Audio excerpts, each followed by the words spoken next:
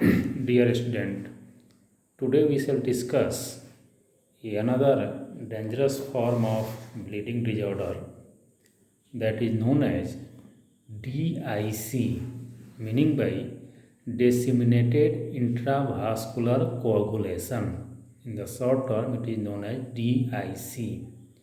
So, this topic is very important for your examination point of view as well as for clinical point of view. Many questions are asked on this topic. So, let us try to make a detailed concept about DIC, that is known as disseminated intravascular coagulation. So, let us try to define DIC. DIC, it is actually a thrombohemorrhagic disorder. It is a thrombohemorrhagic disorder characterized by uncontrolled local or systemic activation of coagulation system that lead to increased consumption of platelet, fibrinogen and coagulation factors. So there is massive intravascular coagulation and hemorrhage.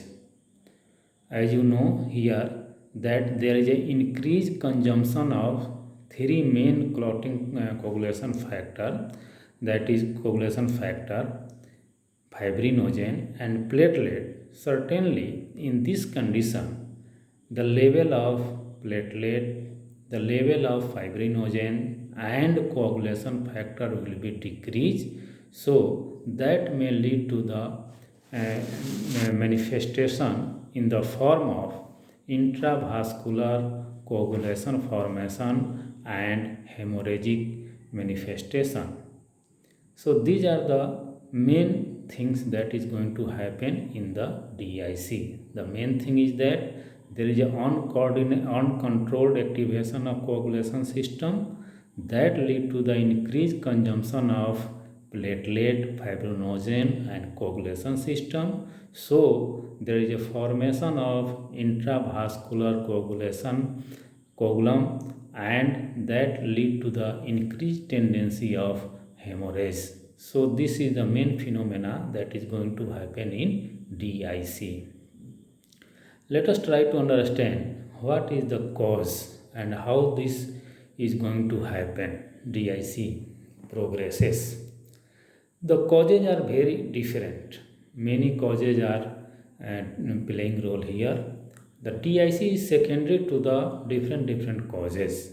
That causes either lead to the endothelial injury or lead to the tissue injury that ultimately activate the in uncontrolled way the coagulation system, both extrinsic and intrinsic pathway. So the major cause of DIC is first sepsis. So there is a severe infection, sepsis, septicemia, septic shock, especially in case of gram-negative bacterial infection, meningococcal infection, some of the viral infection even, in the malarial infestation, or in case of fungal like aspergillosis. In all these conditions, there may be chance of occurrence of DIC. So the severe sepsis is the one of the cause of DIC.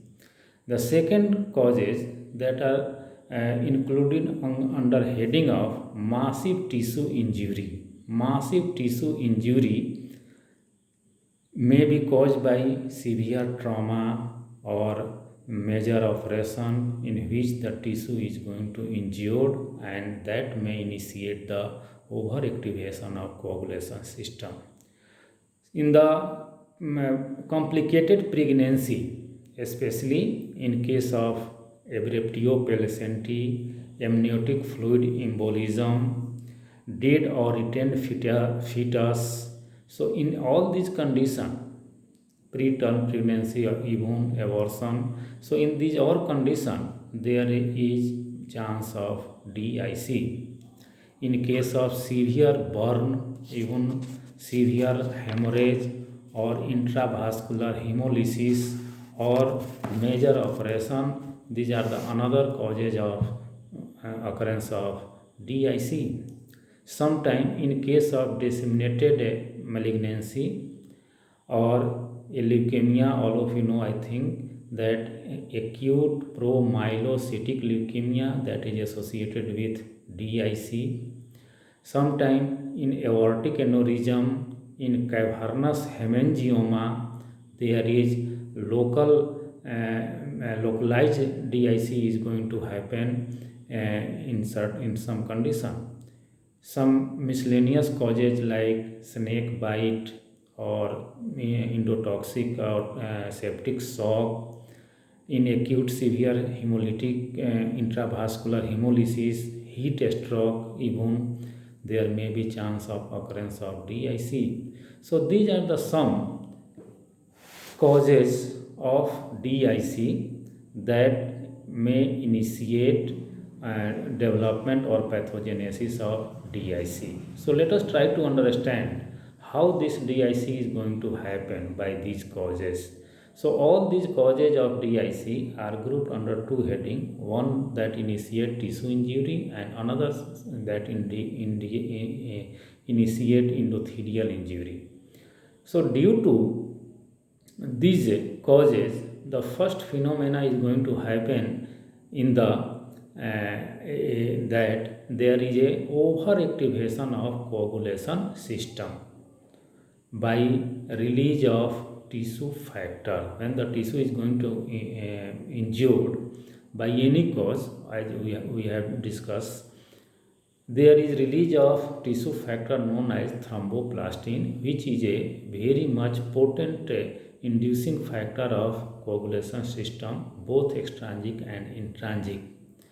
This is followed by intravascular microthrombi formation, and that is initiated by endothelial injury. So those causes which induces endothelial injury, they initiate the platelet aggregation, fibrin deposit at the site of injury, and there is a overactivation and involvement of coagulation factor. So all these three components, fibrin, platelet aggregation and coagulation factor, they initiate the formation of microthrombi in the circulation.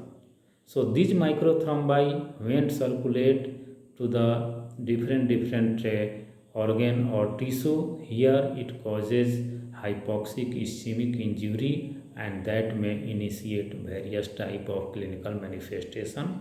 Kidney is one of them, is very commonly and very early affected, and so there may be chance of renal injury, and that initiate hematuria. At the same time, there is, when this is going to happen, there is an increased consumption of coagulation factor, platelet and fibrinogen. So this is another phenomena that is going to happen. So due to the consumption of these three factors, coagulation factors, platelets and fibrinogen, there is formation of coagulation clot in the in the blood vessel. So that again initiate the microthrombi formation, and that progress into the hypoxic ischemic injury when it passes through the different organ and tissue. At the same time, there's another phenomena that when there is a activation of fibrinolytic system. So when the fibrinolytic system is activated, there is a degradation of fibrinogen, and that fibrinogen is degraded into the another product that is known as FDP, fibrin degradation product.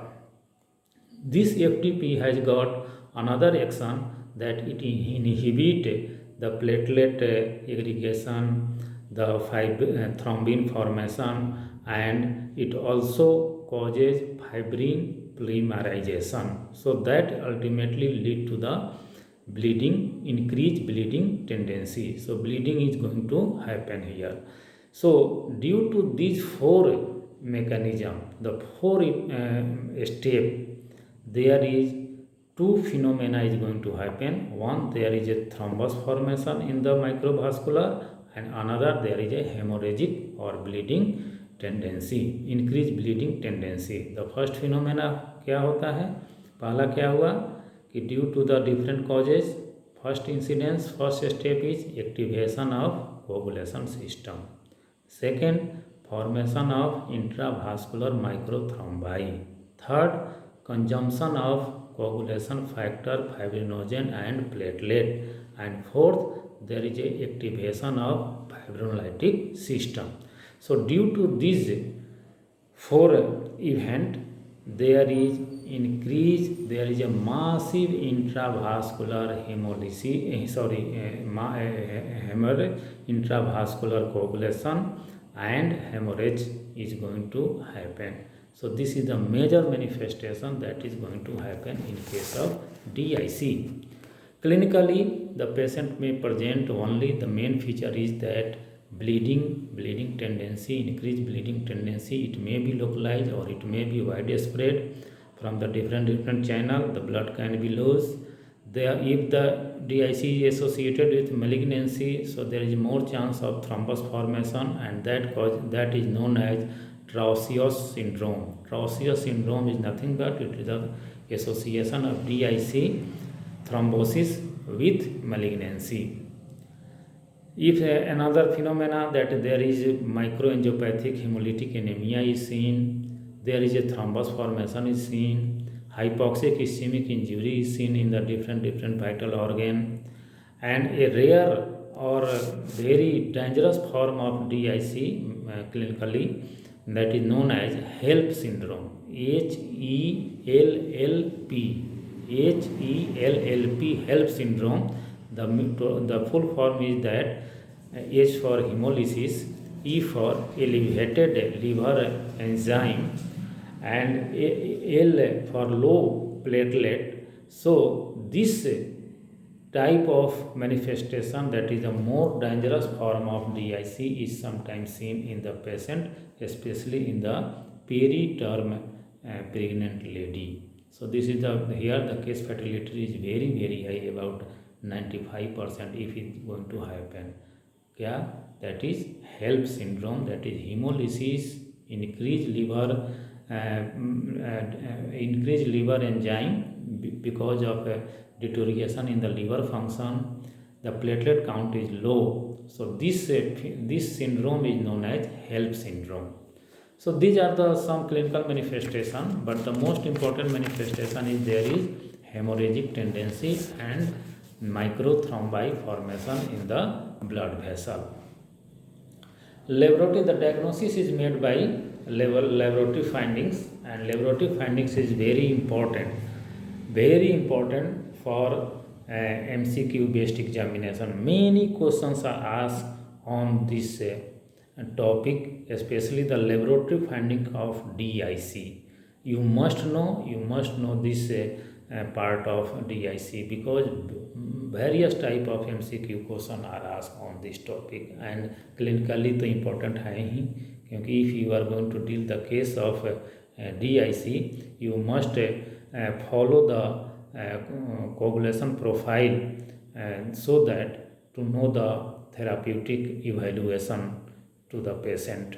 Coagulation profile को ही follow करके हम लोग ये आकलन करते हैं कि patient को कितना ट्रीटमेंट से कितना फ़ायदा हो रहा है. तो ये बहुत ज़रूरी होता है DIC में लेबोरेटरी फाइंडिंग को मॉनिटर करना, इवेलुएट करना for the treatment purpose. So you must no.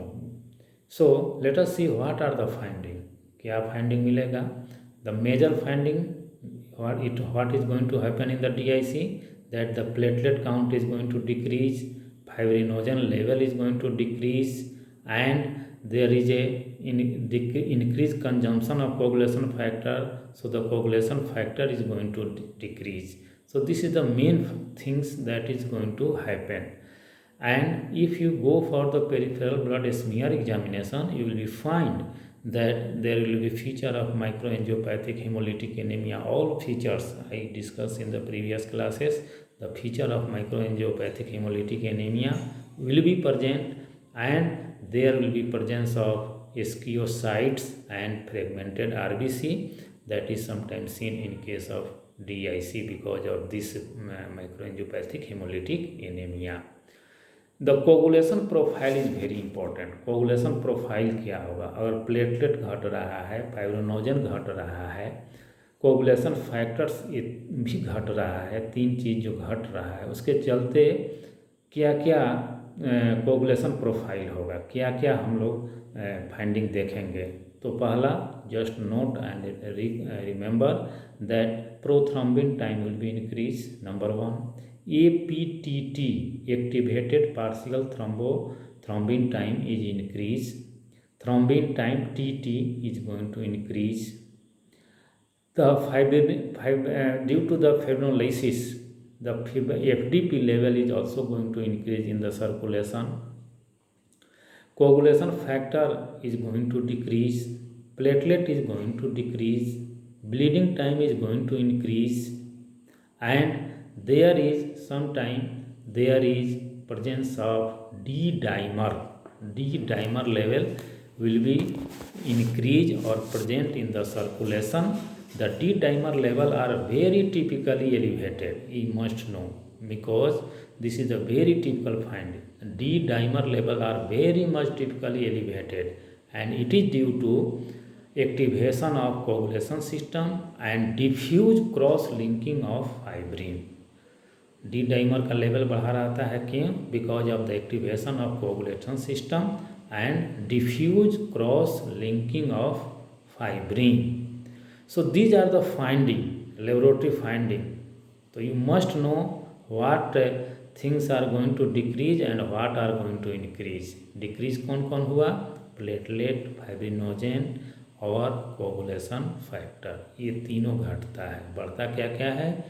BT, PT, APTT, TT, FDP, D dimer, ये सारा लेवल बढ़ा रहता है.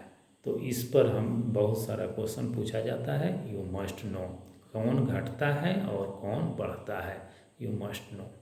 सो these are the findings that are seen in the DIC, and this finding is very much not only the diagnosis of DIC, but also it help in the differential diagnosis of DIC from other bleeding disorder, and it is also very much helpful in the monitoring of patient. The therapeutic evaluation is made by regular follow of this coagulation profile. So you must know. So far the treatment is concerned, the treatment is given by underlying. First of all we shall try to identify the underlying cause. क्या cause है, उसका इलाज करना बहुत ज़रूरी हो जाता है. If it is due to sepsis, you must treat. If it is due to the complicated pregnancy, you must treat. If it is due to the severe tissue injury, you can treat according to this line. So first of all we shall try to find the cause of sepsis, which you must know, and we try to deal or treat the causes so that the chances of development of DIC is reduced. The second conservative treatment is given by replacement of blood product. blood product replacement हम लोग करते हैं, and to maintain the PT, APTT and platelet count. ये जो replacement therapy हम लोग करते हैं उसका मेन उद्देश्य क्या है कि PT को, APTT को और साथ साथ प्लेटलेट काउंट को मेंटेन किया जाए with in the normal limit, so that this blood product replacement therapy is given. In this therapy we shall start with fresh frozen plasma, and it is given to the patient whose the platelet count is decreases and PT and APTT level are going to increase and there is a significant bleeding. So this is given fresh frozen plasma. But sometimes we prefer cryoprecipitate over fresh frozen plasma because the cryopreset not only correct the fibrinogen level, but it also correct the PT and APTT level also. तो एक क्रायोप्रेसेट के देने से सब काम हो जाता है, फाइब्रोनोजन लेवल भी मेंटेन हो जाता है और साथ पीटी और एपीटीटी का भी लेवल भी मेंटेन हो जाता है। तो we should prefer cryoprecipitate over fresh frozen plasma. Sometime in case of refractory DIC, when the replacement therapy does not give a therapeutic or desired achievement, so then we shall give some other treatment, and the other treatment is given with a low dose heparin. किसके द्वारा देते हैं हम लोग? Low dose heparin, and this is given in at the dose of 5 unit per kg per hour. So this heparin, low dose heparin is sometimes added in case of refractory condition when the replacement therapy by the blood product is not achieved. So sometime, but when heparin is given, it has got some limitation. It is contraindicated if the platelet count does not maintain over 50,000 पर cubic mm। अगर 50,000 से ऊपर हम लोग maintain नहीं कर पाते हैं तो हेपेरिन नहीं कंटिन्यू कर सकते हैं, तो heparin should be stopped. In case of evidence of intracranial haemorrhage और GIT ब्लीडिंग, और even in case of abruptio placenta, और in case of surgery, the heparin is contraindicated. So you must know this fact that heparin is not blindly given. It has got some limitation. It should be added only in case of refractory condition when the replacement therapy by the blood product is not achieved as a desired level. So it should be given cautiously in this way that even if it is given, the platelet count, prothrombin time, INR value, APTT, fibrinogen level, INR, ये सब they are monitored regularly at the interval of 6 hours when we keep either blood product replacement therapy or heparin therapy. You must monitor, किसको monitor करते रहना है? Platelet count, prothrombin time, APTT, fibrinogen level और INR. These coagulation profile should be regularly monitored at the interval of 6 hours till the level is maintained. The increased level of PT or APTT or PT or APTT levels should be maintained.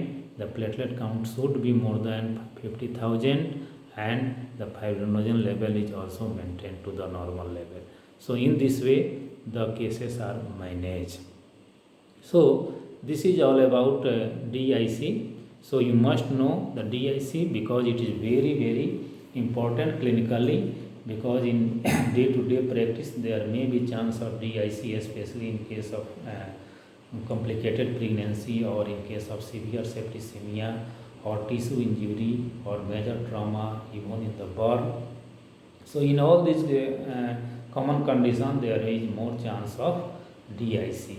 So DIC is almost always a dangerous condition because there is a massive intravascular bleeding and hemorrhage and coagulation formation is going to see that may lead to initiate the various injury, especially hypoxic ischemic injury to the vital organ, liver, brain or kidney may be affected and there may be bleeding. So this clinically it is very, very important, and in the theoretical examination point of view also many time a short notes may be asked on DIC. We have seen in the university examination that DIC is a very preferred site for asking the question in the form of short notes, And in the MCQ based examination, it is also a very typical site